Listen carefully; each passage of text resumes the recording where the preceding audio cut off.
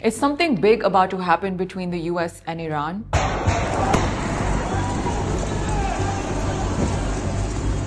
The past few days have been a roller coaster of events and statements from both sides. The protests in Iran keep getting worse by the day, a lot of which we're only seeing on Western media, and no one is really able to confirm the full picture because of internet blackouts.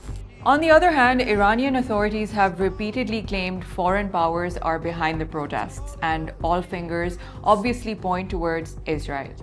At the same time, Trump first threatened Iran with military intervention, and then he posted on social media to say that help was on its way for the protesters.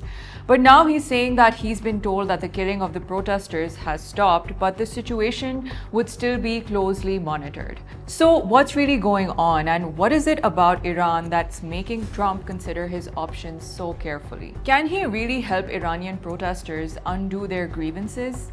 What will a US military intervention in Iran look like, and what will it even achieve? Now, we've seen military interventions before in Iraq, in Libya, in Syria, Afghanistan, where we were told that only outside intervention will fix internal unrest. But it's hard to say the same for Iran, because when you step back and look at Iran's history, society, and political structure, you find that going into Iran may not be as easy as it sounds. I mean, you can tell a lot about its strength by the simple fact that it responded to Israel with a direct attack during a brief period of skirmishes last year. And that's because Iran is not just another Middle Eastern country facing unrest. It's one of the most historically continuous, strategically important, and politically resilient countries in the world. So in today's dossier, let's break down why Iran consistently defies outside expectations.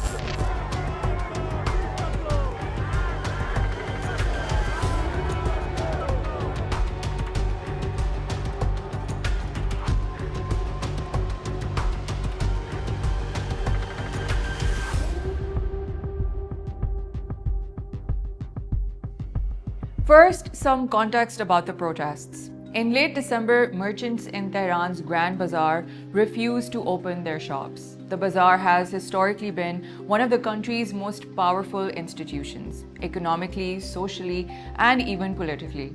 So when its merchants strike, it signals more than just frustration. According to reports, inflation was at an all-time high, the currency had collapsed, and factories connected to the bazaar supply chains were shutting down. From there, protests spread rapidly, not just in Tehran, but in every province, from remote towns battered by unemployment and neglect to major cities. The state responded the way it usually does: internet shutdowns, mass arrests, lethal force. According to reports, hundreds were killed and thousands have been detained. And as this unfolded, Donald Trump openly discussed military action against Iran, and that's what has brought us to this moment of violence and uncertainty. Which is why it's incredibly important to understand Iran, and for that we have to go back thousands of years. Now, long before modern borders, this land was the heart of the Persian Empire. It was one of the most powerful political entities the world had ever seen.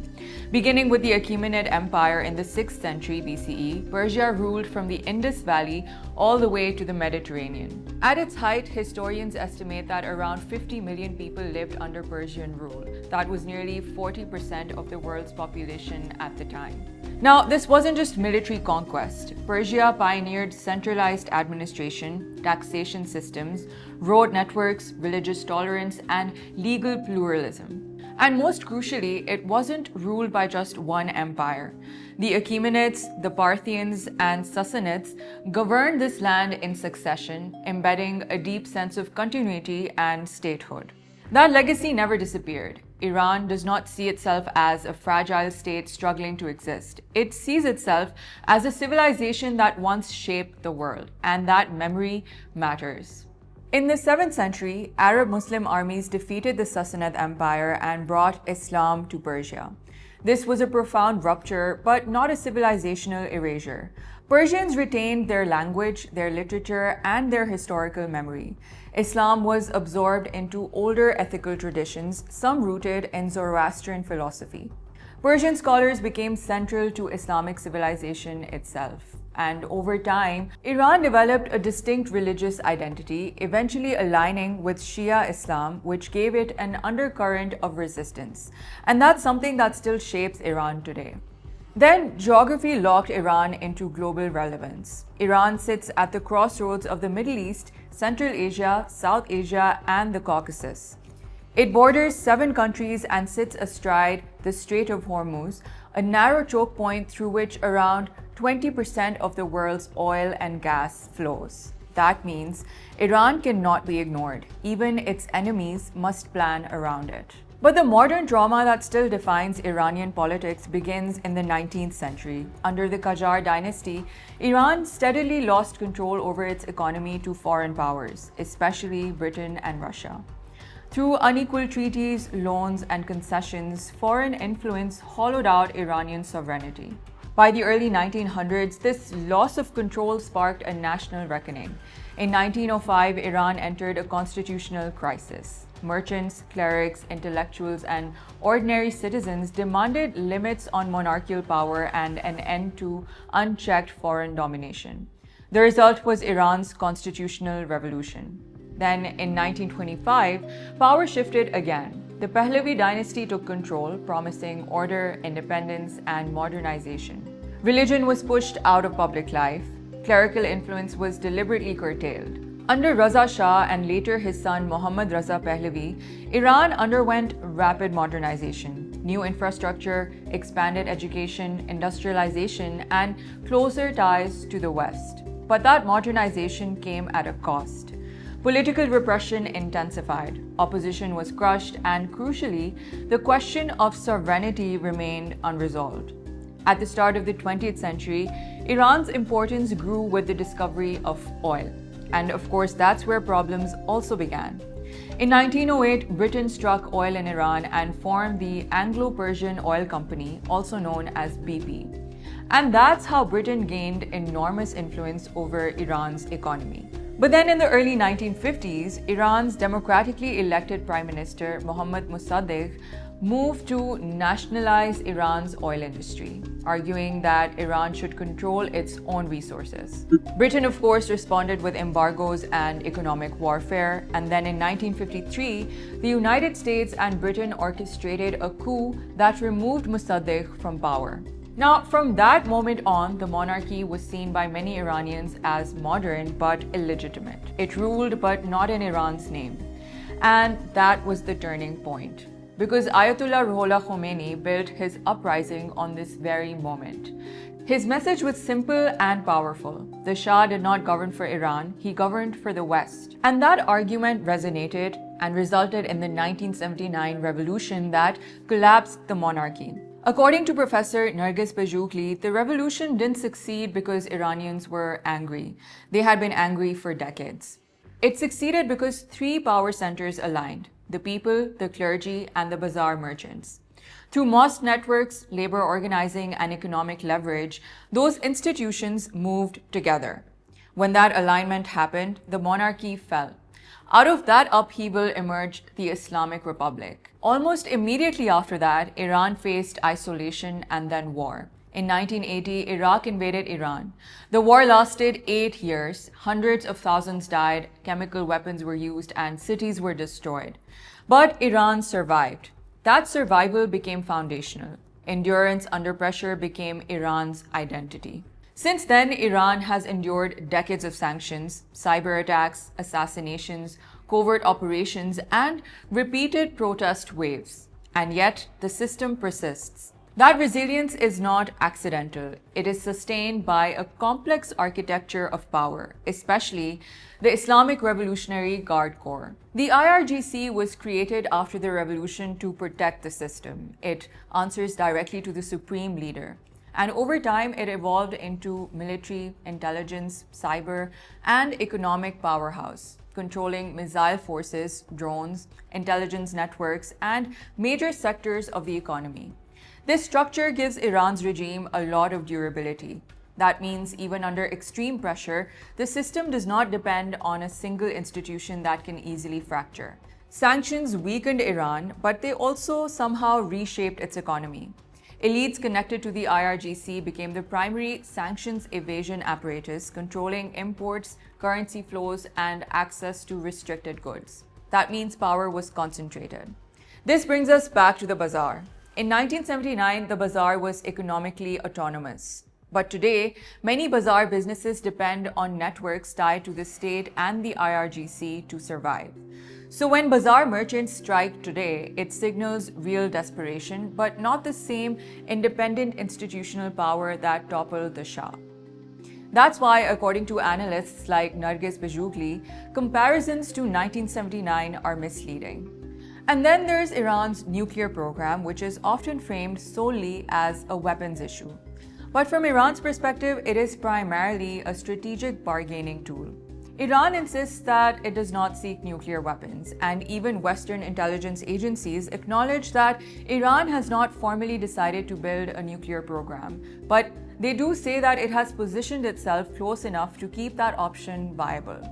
This ambiguity is itself a form of power. But here's another factor. Iran is also a signatory to the Nuclear Non-Proliferation Treaty, committing not to build nuclear weapons and to allow international inspections. And here's the paradox. Israel, widely believed to possess nuclear weapons, is not a signatory to the NPT, yet it repeatedly argues that Iran's nuclear program is an existential threat. Iranian society has been changing a lot over the years. Surveys show declining religious identification and growing support for secular governance. Young Iranians are more educated, more connected, and less willing to trade freedom for stability. According to analysts, that gap exploded into view during the Women Life Freedom Uprising of 2022. It was sparked by compulsory hijab enforcement, but it became a broader revolt against what the protesters called authoritarianism, economic collapse, and loss of dignity.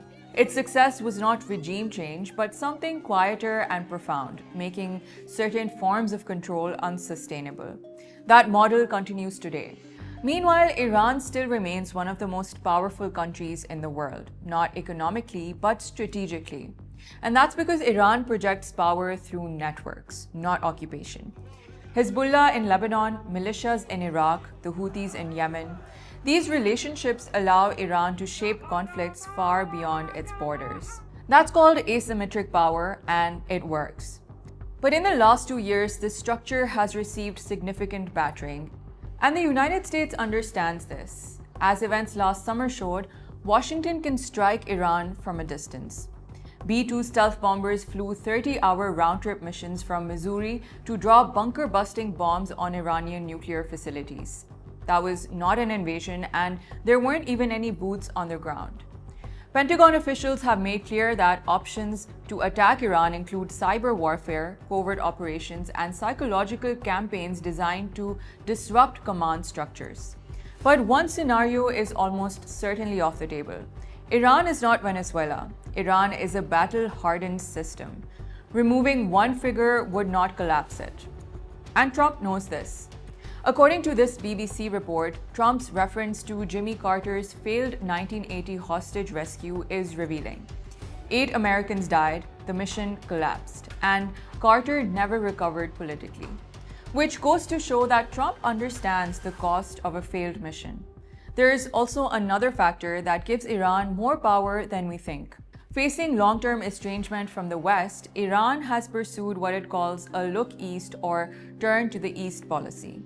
This involves deepening ties with China, including long-term strategic cooperation agreement covering energy, infrastructure, and trade. And then Russia, through military coordination, arms transfers, and diplomatic alignment, especially after Russia's war in Ukraine. These relationships do not replace Iran's economic isolation, but they do reduce vulnerability. Iran is no longer fully dependent on Western systems for survival. And that shift has fundamentally altered the balance of pressure. So what does the US actually want from Iran? Nobody's sure. Some people are suggesting regime change, but analysts don't seem convinced. And any regime change would also require an alternate leadership to take control. So far, no significant name except for Reza Pahlavi has been floated. And there are a lot of questions around him too because of his ties to the West. In diplomacy, relations with the United States will be normalized, and our friendship with America and her people will be restored. The State of Israel will be recognized immediately. We will pursue the expansion of the Abraham Accords into the Cyrus Accords, bringing together a free Iran, Israel, and the Arab world. But there are a few other outcomes that analysts suggest. First, to prevent Iran from acquiring nuclear weapons. Second, to limit its regional influence and protect Israel and other Gulf allies. Third, to keep the Strait of Hormuz open. And finally, to hopefully avoid a regional war. Analysts believe that Trump's objective is behavioral change, not collapse of the regime. This way, he might be able to offer more concessions and a return to negotiations tied to sanctions relief. Some believe limited strikes could panic the regime or embolden protesters. Others warn that they would backfire and trigger nationalism. Both risks are real. Iran has also promised to respond to any attack, and remember, it still has a large missile arsenal. Therefore, escalation would not stay contained. Inside Iran, many activists understand this better than anyone. They know that war would set them back decades and a violent revolution would be catastrophic. And this is the final point. Iran is not weak. It is strained, exhausted, and under immense pressure, but it still remains powerful, adaptive, and deeply shaped by memory. It is a civilization that remembers empire, conquest, oil exploitation, coups, revolution, war, and eventually survival.